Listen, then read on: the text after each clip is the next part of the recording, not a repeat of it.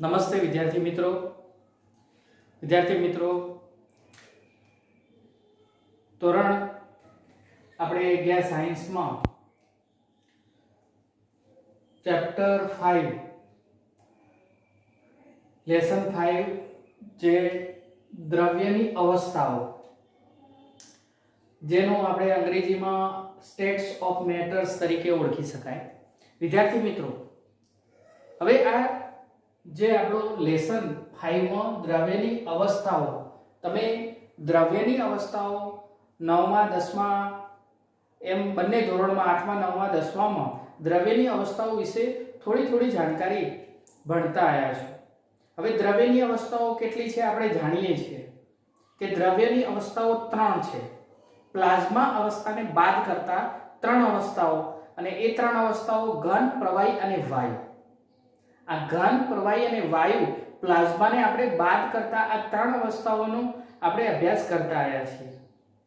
અને આ દ્રવ્યની અવસ્થામાં આપણે જે વાયુની અવસ્થા જે છે એ 90%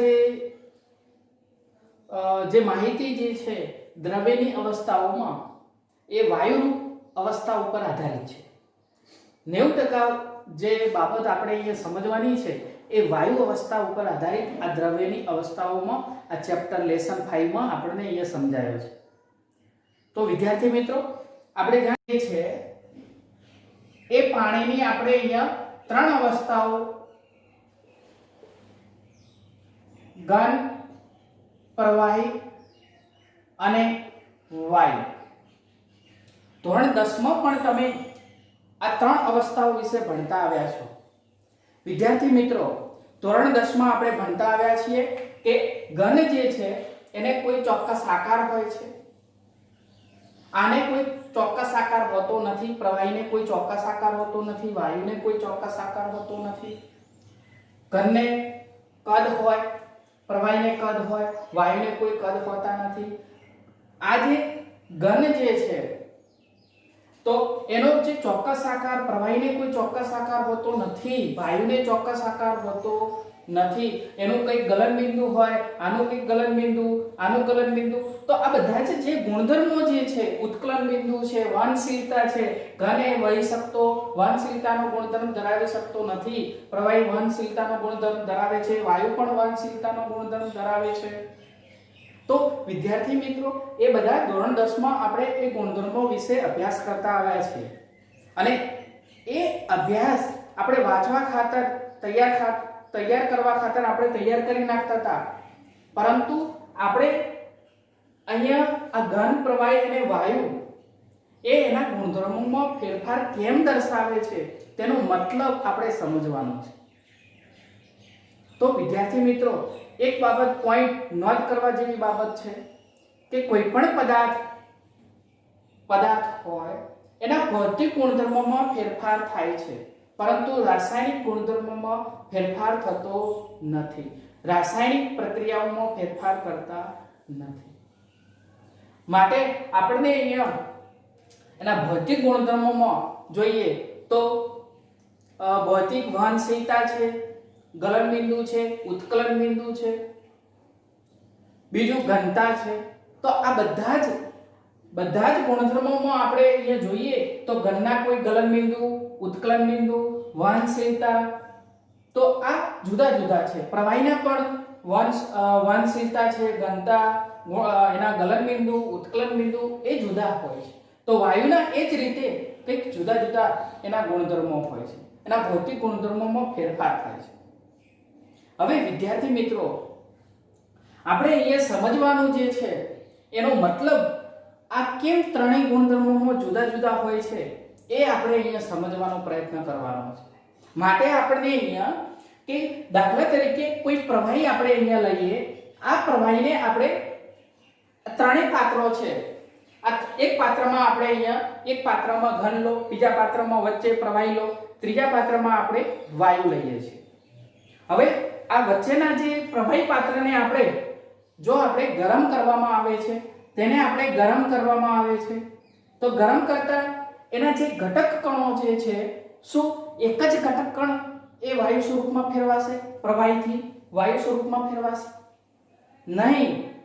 વિદ્યાર્થી મિત્રો, એ ઘટક કણો આ પ્રવાહીને આપણે ગરમ કરતા એ ઘટક કણો આખું ઝુમખા સાથે બહાર નીકળે છે, એની વરાળ સ્વરૂપે બહાર નીકળે છે. બીજું આપણે અહીંયા એક સમજીએ ચલો કે પ્રવાહી પાત્રને આપણે જમીનને નીચે આપણે જમીન માટીમાં આપણે નાખીએ છીએ. આ પ્રવાહીને આપણે માટી જમીન ઉપર નાખીએ છીએ, માટીમાં આપણે તેને નાખીએ તો શું એ પ્રવાહીનો એક જ ઘટક કણ એ પ્રવાહી જે માટીને ભીજવશે? નહીં વિદ્યાર્થી મિત્રો, એનું આખું ઝુમખું, આખું એનું જે વિસ્તરણ જે છે, જે એને ભીજવે છે, એ આખું એનું સ્તર ભીજવે છે, પ્રવાહીનું સ્તર ભીજવે છે. એના ઘણા બધા ઘટક કણો સાથે એને માટીને ભીજવે છે. માટે આજે એવું કહી શકાય કે એક પ્રવાહી જે ઘટક કણો જેને આપણે ગરમ કરતા વરાળમાં ફેરવાય છે, ઝુમખા સાથે બહાર નીકળે છે, એના આખું જે વિસ્તરણ પ્રવાહી બીજે એનું વિસ્તરણ જે ફેલાય છે માટીમાં, તો એ જે વિસ્તરણ થાય છે એ ઘણા બધા ઘટક કણો સાથેનું વિસ્તરણ એ પ્રવાહીને ભીજવે છે. એ કહેવાનો મતલબ માટીને ભીજવે છે. તો આપણે અહીંયા સમજવાનું છે કે એ ઘણા બધા ઘટક કણો વચ્ચે કંઈક એનો મતલબ આપણે સમજીએ. મતલબ કે એ ઘટક કણો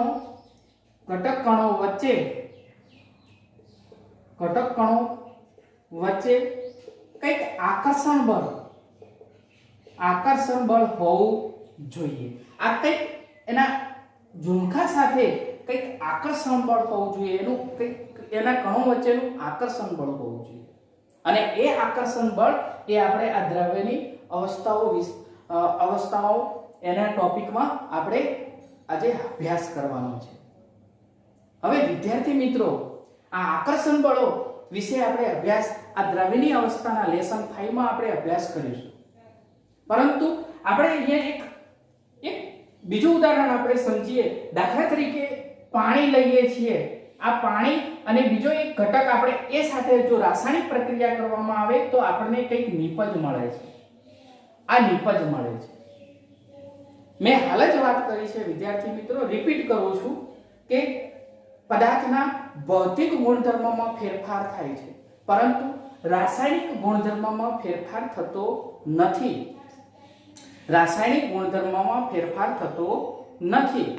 પરંતુ તેના વેગમાં ફેરફાર થાય છે. હું અહીંયા લખી દઉં છું કે વેગમાં જે ફેરફાર થાય છે, આ વેગમાં ફેરફાર થાય છે. ધ્યાન રાખજો વિદ્યાર્થી મિત્રો, સમજવાનો બહુ જ ઇન્ટરેસ્ટિંગ આ ટોપિક છે અને સમજવાનો છે. એના વેગમાં જે ફેરફાર થાય, દાખલા તરીકે આપણે અહીંયા પાણી સાથે કોઈ પણ ઘટક આપણે અહીંયા એની અવસ્થાઓ લઈ લઈએ, ઘન, પ્રવાહી અને વાયુ સ્વરૂપે. એ સ્વરૂપે આપણે ઘન લો, પ્રવાહી કે વાયુ સ્વરૂપે આપણે લઈએ તો મુક્ત સ્વરૂપે રહેલો જે અવસ્થા, જે પદાર્થ હશે તો તેની સાથે ઝડપથી રાસાયણિક પ્રક્રિયા કરી અને વધુ નિપજ આપણને અહીંયા પ્રાપ્ત થશે. તો દાખલા તરીકે આપણે અહીંયા ઘન સ્વરૂપે આપણે અહીંયા બરફ લઈએ છીએ. આ ઘન સ્વરૂપે આપણે અહીંયા બરફ લઈએ છીએ.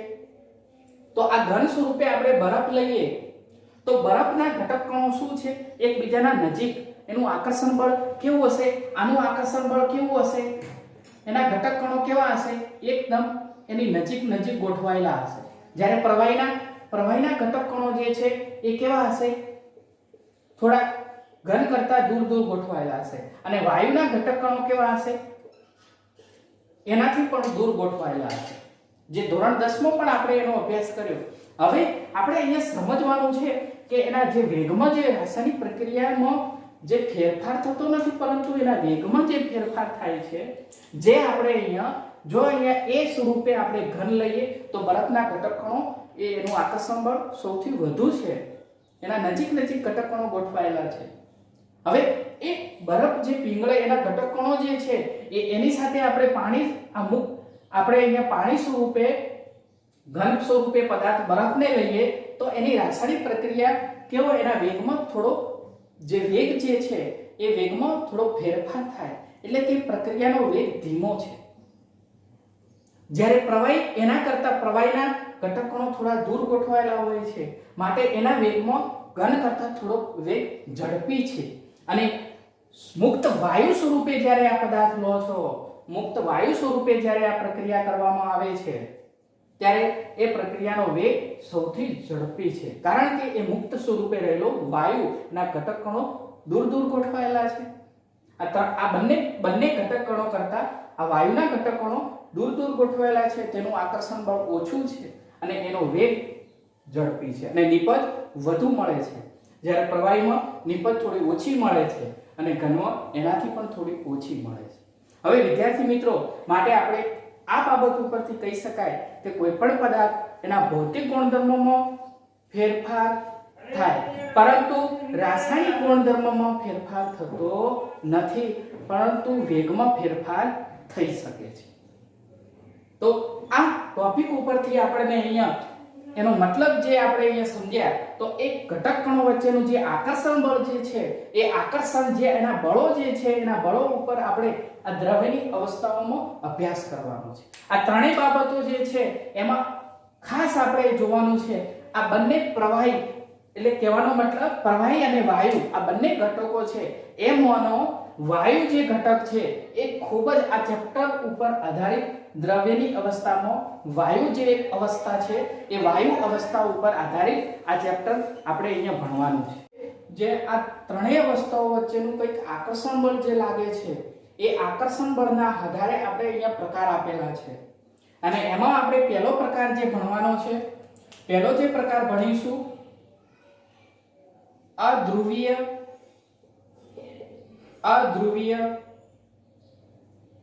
આકર્ષણ બળ.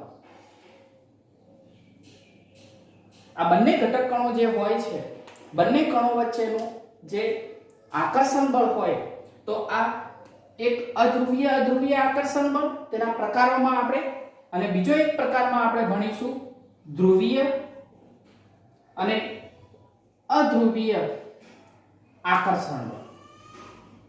તો વિદ્યાર્થી મિત્રો, આપણે આ બાબત ઉપરથી, આ અવસ્થાઓ ઉપરથી આપણે જે બંને ઘટક કણો વચ્ચેનું જે આકર્ષણ બળ લાગે છે અને એ આકર્ષણ બળના આધારે આપણે અહીંયા પ્રકારોમાં વિભાજિત કર્યા છે. એના બળો જે છે એ બળોને આપણે અહીંયા વિભાજિત કર્યા છે, એના પ્રકારો પાડ્યા છે અને એ પ્રકારો, પહેલો પ્રકાર આપણે અહીંયા ભણવાનો છે અધ્રુવીય આકર્ષણ બળ, અને બીજું જે છે એ ધ્રુવીય અને અધ્રુવીય આકર્ષણ બળ છે, અને બીજું દ્વિધ્રુવીય આકર્ષણ બળ છે. તો આ પ્રકારો વિશે એની આપણે વિસ્તારમાં હવે માહિતી ભણવાના છે. તો સૌપ્રથમ આપણે અહીંયા જે પહેલો ટોપિક આપણે અહીંયા શરૂ કરીએ, તો વિદ્યાર્થી મિત્રો આ વિડિયોને પોઝ કરી જે કોન્સેપ્ટ લખવું હોય તો તમે લખી શકો છો. હવે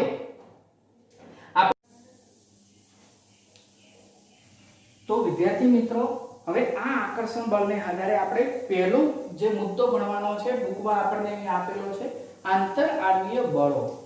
હવે પહેલો મુદ્દો આપણે અહીંયા શરૂઆત કરીએ સમજવાનો કે આંતરઆણ્વીય બળો. હવે વિદ્યાર્થી મિત્રો, આ આંતરઆણ્વીય બળો જે બંને કણો વચ્ચેનું જે આકર્ષણ બળ હોય છે, જે જોહાનિસ, સૌપ્રથમ ડચ વિજ્ઞાની જોહાનિસ વાન ડર વાલે અહીંયા આપણે જાહેરાત કરે છે, જેને આપણે અહીંયા આ જે બળને વાન ડર વાલ્સ બળ તરીકે ઓળખવામાં આવે છે. વિદ્યાર્થી મિત્રો, આપણે એને લખવાનો પ્રયત્ન કરીએ છીએ કે આ બંને જે કણો જે છે, આ બંને કણો વચ્ચેનું જે આકર્ષણ બળ હોય છે, આ આકર્ષણ બળો જે સૌપ્રથમ ડચ વૈજ્ઞાનિક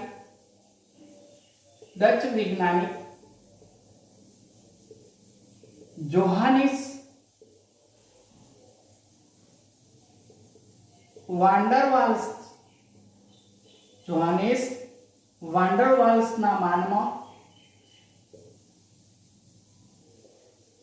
ઓળખવામાં આવે છે.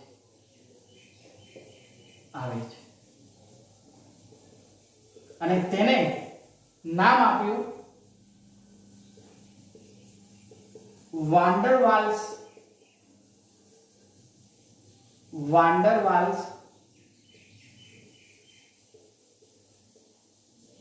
બળ તરીકે ઓળખાય છે. વિદ્યાર્થી મિત્રો, આ બંને જે કણો જે છે એની વચ્ચેનું જે આકર્ષણ બળ પ્રવર્તતું હોય અને એ આકર્ષણ બળ સૌપ્રથમ ડચ વૈજ્ઞાનિક જોહાનિસ વાન્ડરવાલ્સે એને જાહેરાત કરી. એના માનમાં ઓળખવામાં આવતું આ જે બળ જે છે તેને આપણે વાન્ડરવાલ્સ બળ તરીકે ઓળખાય છે. અને આ વાન્ડરવાલ્સે એક ખાસ બાબત એ પણ અહીંયા રજૂઆત કરી છે કે આ જે બંને ઘટક કણો, આ જે બંને કણો વચ્ચેનું આકર્ષણ બળ એ એકદમ નિર્બળ હોય છે. કેવું હોય છે? નિર્બળ હોય છે.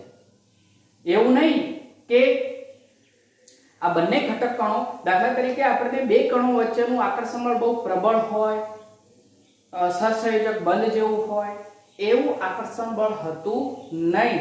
વાન્ડરવાલ્સે અહીંયા કેવી રજૂઆત કરી કે બંને ઘટક કણો વચ્ચેનું આકર્ષણ બળ ખૂબ જ નિર્બળ હોય છે અને માટે તેના આધારે આ આકર્ષણ બળોના આધારે અહીંયા જે પ્રકાર આપવામાં આવ્યા છે, એના બળોના જે પ્રકાર આપ્યા છે એમાં આપણને અહીંયા એક આપ્યો છે અધ્રુવીય,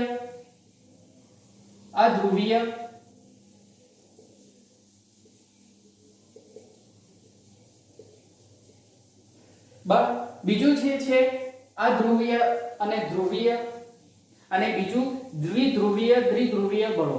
તો આમ જે અહીંયા બળોના પ્રકાર આપ્યા છે એના આધારે આપણને અહીંયા સમજવાનું છે એક અધ્રુવીય, એક દ્વિધ્રુવીય, એક અધ્રુવીય અને દ્વિધ્રુવીય વચ્ચેનું જે આકર્ષણ બળોના પ્રકારો વિશે આપણે હવે અહીંયા સમજવાનું છે. તો વિદ્યાર્થી મિત્રો, આપણને અહીંયા જે હવે બીજો ટોપિક જે શરૂ થાય છે એ ખાસ આપણે ધ્યાનમાં રાખવાનો છે, જેને આપણે અહીંયા લંડન બળ અથવા તો એને આપણે અહીંયા વિસર્જન બળ તરીકે ઓળખવામાં આવે છે. વિસર્જન બળ તરીકે ઓળખવામાં આવે છે. આ વિસર્જન બળ જે આપણને અહીંયા આગળના જે ટોપિકમાં આપણને અહીંયા વિસર્જન બળો અથવા તો લંડન બળો તરીકે આપણને અહીંયા ઓળખ્યા છે. તો હવે આ લંડન બળ તરીકે આપણે અહીંયા આગળના હવે ટોપિકમાં હવે જોઈએ. ધારો કે આપણને અહીંયા કોઈ બે પરમાણુ આપણે અહીંયા લઈએ, જે બુકમાં આપેલી માહિતી છે એના આધારે આપણે સમજવાનો પ્રયત્ન કરીએ. અહીંયા આપણને બે પરમાણુ લઈએ. આ બે પરમાણુ આપણે અહીંયા લઈએ છીએ, તેની વચ્ચે કોઈ સમમિત વિદ્યુત વાદળ વડે આ ઇલેક્ટ્રોન ભાર વાદળ અહીંયા ગોઠવાયેલો હશે. માટે આપણે અહીંયા લખી દઈએ છીએ આ પરમાણુ નું નામ A, આ પરમાણુનું નામ આપણે B નંબર આપી દઈએ છીએ. હવે અહીંયા આપણને આ બંને પરમાણુ જે છે એ ઇલેક્ટ્રોન ભાર જે વાદળ જે છે એ કેવું હોય છે? સમમિત ગોઠવાયેલું હોય છે. સમમિત ભાર વાદળ અહીંયા ગોઠવાયેલું છે. હવે અહીંયા આપણને દાખલા તરીકે કહેવાનો મતલબ શું છે કે આ જે પરમાણુ A અને પરમાણુ B માં એનો જે ઇલેક્ટ્રોનીય ભાર જે છે આટલામાં સરખું જ ગોઠવાયેલું છે. ઇલેક્ટ્રોનીય ભાર સરખા પ્રમાણમાં એની આજુબાજુ ગોઠવાયેલો છે, સમમિત રીતે ગોઠવાયેલો છે. અને જે આપણને અહીંયા ઇલેક્ટ્રોન ભાર વાદળનું જે સમમિત વિતરણ તરીકે પણ આપણે ઓળખી શકાય. આ સમમિત વિતરણ અહીંયા ગોઠવાયેલું છે. હવે આપણે બીજી આકૃતિ સમજવાનો પ્રયત્ન કરીએ કે અહીંયા આપણને બે કોઈ પરમાણુ લઈએ છીએ. આ બે પરમાણુ જેને આપણે પરમાણુ A અને પરમાણુ B નંબર પણ આપી દઈએ. તો પરમાણુ A અને પરમાણુ B, આ પરમાણુ આપણે A અને પરમાણુ B નંબર આપણે અહીંયા આપી દઈએ. હવે આ પરમાણુ A જે છે જેમાં આપણે અહીંયા કોઈ પ્લસ વીજભાર લઈએ, અહીંયા આપણે કોઈ માઈનસ વીજભાર લઈએ અને જેના નંબર આપણે અહીંયા ત્વરિત એને આપણે નામ આપી દઈએ ત્વરિત. સમજો વિદ્યાર્થી મિત્રો, ત્વરિત એટલે કે ક્ષણિક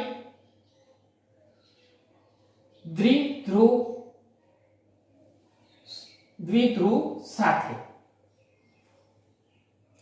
અને આને આપણે અહીંયા લઈશું પ્રેરિત. આનું નામ આપીએ આપણે પ્રેરિત દ્વિધ્રુવ સાથે. હવે આપણે અહીંયા સમજવાનો પ્રયત્ન કરવાનો છે વિદ્યાર્થી મિત્રો. ખાસ અગત્યની બાબત હવે આપણે અહીંયા સમજવાની છે કે આ જે પરમાણુ A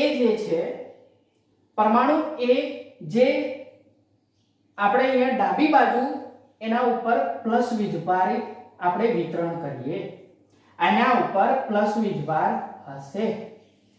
સમજો વિદ્યાર્થી મિત્રો કે આપણે અહીંયા જે ધારો કે સમિત વિદ્યુત વાદળ છે તેમાં કોઈ ક્ષણિક માટે ત્વરિત માટે અહીંયા ઇલેક્ટ્રોન ભાર એક દિશા તરફ સ્થગિત થાય, કોઈ એક દિશા તરફ સ્થગિત થાય. દાખલા તરીકે અહીંયા આપણે આ ડાબી બાજુ ઇલેક્ટ્રોનીય ભાર અહીંયા સ્થગિત થાય છે, અહીંયા આટલી બાજુ ઇલેક્ટ્રોન ભાર એટલે કે ધન વીજભાર સ્થગિત થાય છે, ભાર વાદળ અહીંયા સ્થગિત થાય છે.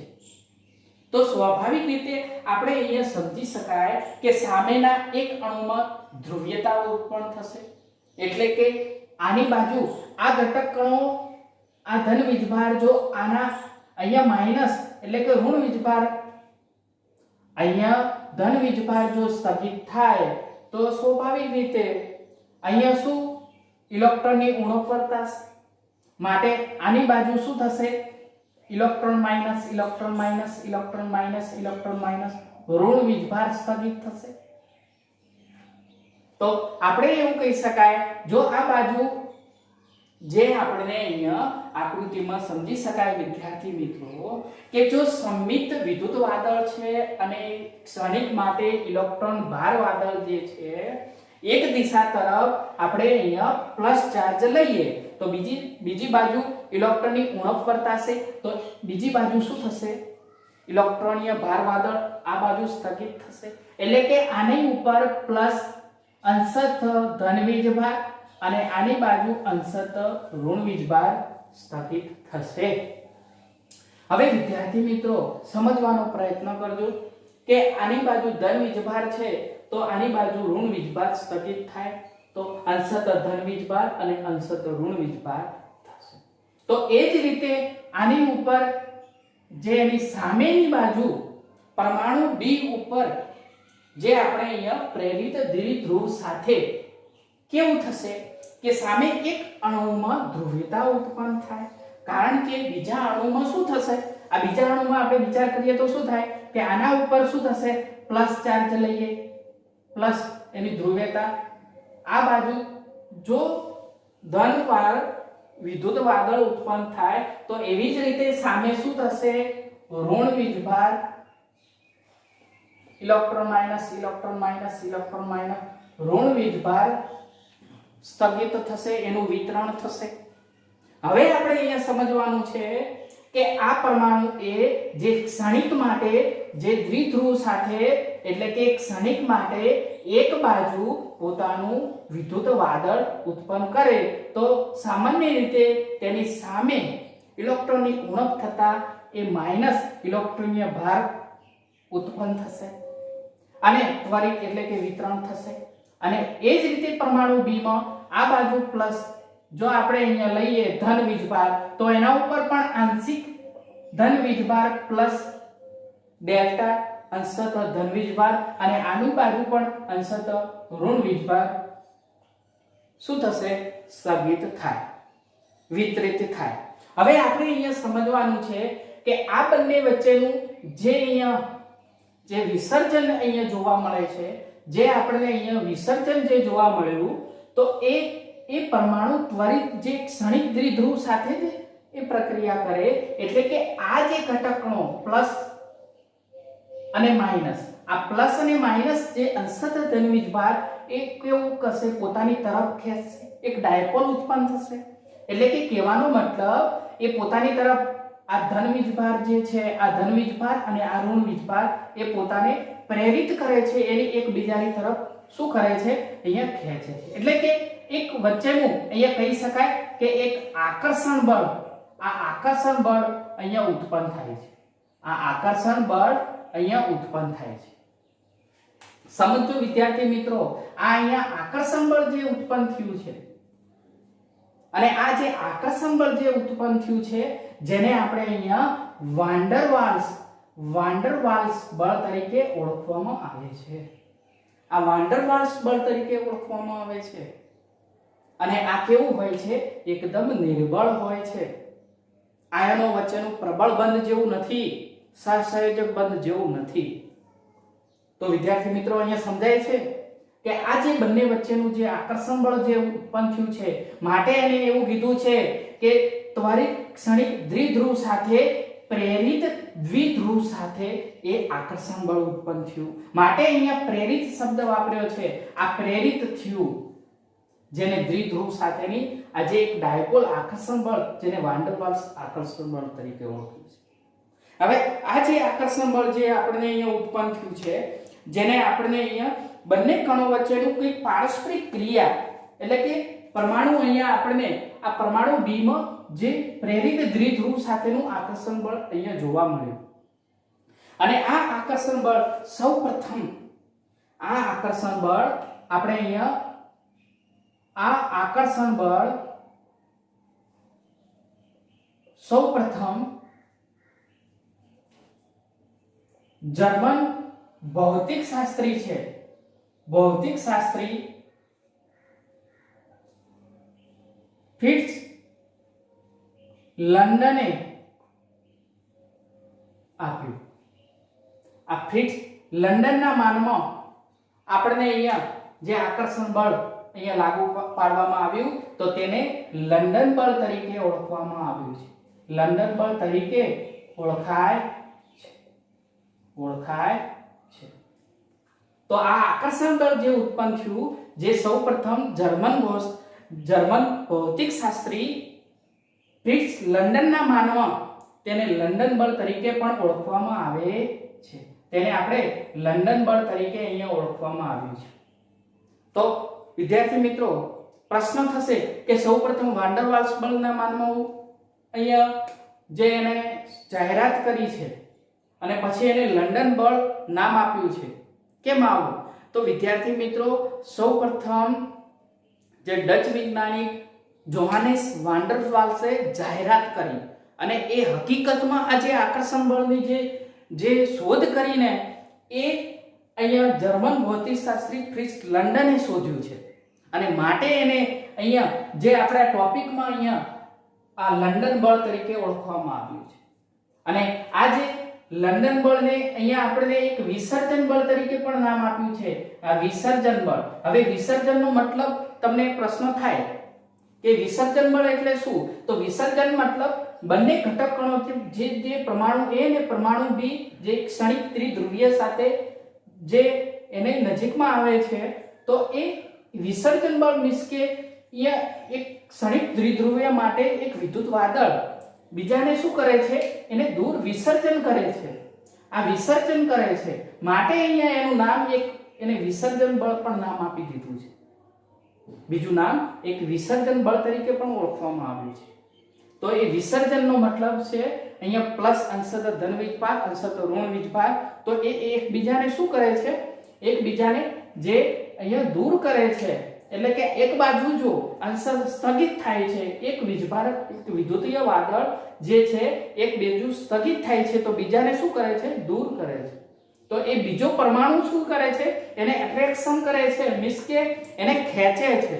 અને એની વચ્ચેનું જે પ્રવર્તતું આકર્ષણ બળ જે આપણે વાન ડર વાલ્સ અને તેને આપણે અહીંયા નામ આપ્યું છે, એના જે શોધ્યું છે એને લંડને શોધેલું છે અને લંડને જે સૌપ્રથમ જર્મન ભૌતિકશાસ્ત્રી જે છે ફ્રિટ્ઝ લંડન, અને એને માનમાં આપણે અહીંયા લંડન બળ તરીકે ઓળખાયું છે અને એને એક બીજું નામ આપી દીધું છે એને વિસર્જન બળ. કોઈ પ્રશ્ન ન થાય વૈજ્ઞાનિકો કે આ એક વિસર્જન બળ પણ એને નામ આપી દીધું અને આ વિસર્જન બળ આપણને અહીંયા આ માહિતી ઉપરથી સમજી શકાય. હવે આગળનો એક બીજો કે પારસ્પરિક ઉર્જા, બે પારસ્પરિક ક્રિયા કરતા કણો વચ્ચે છઠ્ઠા ઘાતના વ્યસ્ત પ્રમાણમાં હોય છે. આ પારસ્પરિક ક્રિયાની વાત કરી છે. અહીંયા એક બીજું આવી જાય છે પારસ્પરિક ક્રિયા. આ પારસ્પરિક શોર્ટમાં લખી દઉં છું વિદ્યાર્થી મિત્રો, પારસ્પરિક ઉર્જા. આ પારસ્પરિક બંને ઘટકોનો જે પારસ્પરિક ઉર્જા કરતા એ પારસ્પરિક ક્રિયા કરતા ઘટકોનો વચ્ચે જેનું અંતર જે છે એની ઉર્જા એ છઠ્ઠા ઘાતના વ્યસ્ત પ્રમાણમાં હોય છે. માટે છઠ્ઠા ઘાતના વ્યસ્ત પ્રમાણમાં એટલે હું લખી દઉં છું 1/r⁶. ધ્યાન રાખજો આ પારસ્પરિક ઉર્જા કેટલા હોય છે કે 1/r⁶. હવે અહીંયા ધ્યાન રાખજો આ 6 ઘાતના વ્યસ્ત પ્રમાણમાં હોય છે અને આ ઉર્જા લગભગ કેટલી હોય છે? એ ઉર્જા તે બંને ઘટક કણો વચ્ચેની જે અંતર આપ્યું છે એની ઉર્જા જે છે બંને ઘટક કણો વચ્ચેનું r એટલે કે બંને ઘટક કણોની પારસ્પરિક ઉર્જા વચ્ચેની જેનું અંતર આપ્યું છે એ લગભગ આપણને અહીંયા 500 પિકોમીટર આપેલું છે. 500 પિકોમીટર ઉર્જા. દાખલા તરીકે બે ઘટક કણો છે, આ બંને ઘટક કણો r અને r આ બંને વચ્ચે આપણે અહીંયા જોઈએ બંને વચ્ચેનું અંતર અહીંયા 500 પિકોમીટર આપ્યું હોય તો r ની કિંમત 500 મૂકી અને એની 6 ઘાત એટલે 1/r 500 એટલે 6 ઘાતના સ્ક્વેરમાં છે એટલે 6 ઘાતના તમે કરશો ગણતરી એટલી ઉર્જા એમાં આપણે જોવા મળે. આ પારસ્પરિક ઉર્જા આપણને અહીંયા જોવા મળે. દાખલા તરીકે 300 લો તો r ની કિંમત 300 મૂકી દેવાની, 300 પિકોમીટર. હવે આ બાબત આપણે અહીંયા સમજવાની છે કે માત્રા આ બંને ઘટક કણો પારસ્પરિક ઉર્જાઓ જે છે એની જે ઉર્જાઓ એનો મતલબ એટલે કે એની જે આધાર કોના ઉપર છે તો એનો આધાર અહીંયા ધ્રુવી ભવનીયતા પર આધાર રાખે છે. આ ધ્રુવી ભવનીયતા ઉપર આધાર રાખે છે. હવે ધ્રુવી ભવનીયતા એટલે શું પ્રશ્ન થાય તો ધ્રુવી ભવનીયતા એટલે વિસ્તરણ. આ વિસ્તરણ એટલે કે વિકૃતિ અથવા તો વિકૃત આપણે લખી દઈએ તો વિસ્તરણ જે ધ્રુવી ભવનીયતા ઉપર આધાર રાખે છે એનું વિસ્તરણ જે છે એ વિસ્તરણ ઉપર આધાર રાખે, એની વિકૃતિ ઉપર આધાર રાખે છે. તો વિદ્યાર્થી મિત્રો જે આપણને અહીંયા આંતરાણવીય બળો જેમાં આપણને વાન ડર વાલ્સના માનમાં જે જાહેરાત કરી કે આ વાન ડર વાલ્સ આકર્ષણ બળ તરીકે ઓળખાયું, પરંતુ અહીંયા આગળ જતા એના પ્રકારોને આધારે અહીંયા લંડન બળ પહેલો ટોપિક વિસર્જન બળ તરીકે આપણે ઓળખ્યા. તો એમાં આપણે જોયું કે આ બધી બાબતોને આધારે આપણે અહીંયા જે સૌપ્રથમ જર્મન ભૌતિકશાસ્ત્રી ફ્રિટ્ઝ લંડનના માનમાં એને શોધ્યું છે માટે એને લંડન બળ તરીકે ઓળખ્યું. વાન ડર વાલ્સે જાહેરાત કરી પણ હકીકતમાં શોધ્યું કોણે? લંડને, માટે એને લંડન બળ અથવા વિસર્જન બળ તરીકે ઓળખ્યું. અને એના આધારે આપણને અહીંયા આ જે વિસર્જન બળને આધારે પારસ્પરિક ઉર્જા બંને ઘટક કણો વચ્ચેની પારસ્પરિક ઉર્જા વચ્ચેનો જે તફાવત એનું અંતર જે છે એ છઠ્ઠા ઘાતના વ્યસ્ત પ્રમાણમાં હતું અને માટે અહીંયા 1/r⁶ ઘાત લઈ લીધી અને એને આધારે આપણે જે ઉર્જા જે છે એની ઉર્જા આપણે 500 પિકોમીટર જેટલી જોવા મળે. અને આ પ્રકારની જે માત્રા એનો મુખ્ય આ પારસ્પરિક ઉર્જા વચ્ચેનો જે આધાર છે એ ધ્રુવી ભવનીયતા ઉપર આધાર રાખે. ધ્રુવી ભવનીયતા એટલે કે વિસ્તરણ વિકૃતિ. અને આ વિસ્તરણ જેની ચર્ચા આપણે આ ટોપિકમાં અહીંયા એકદમ સરળ સિમ્પલ રીતે સમજી શકાય. વિદ્યાર્થી મિત્રો આ વિડિયોને પોઝ કરી મુદ્દાઓ અને માહિતી બરાબર સમજી અને લખી દેશો. Okay, thank you.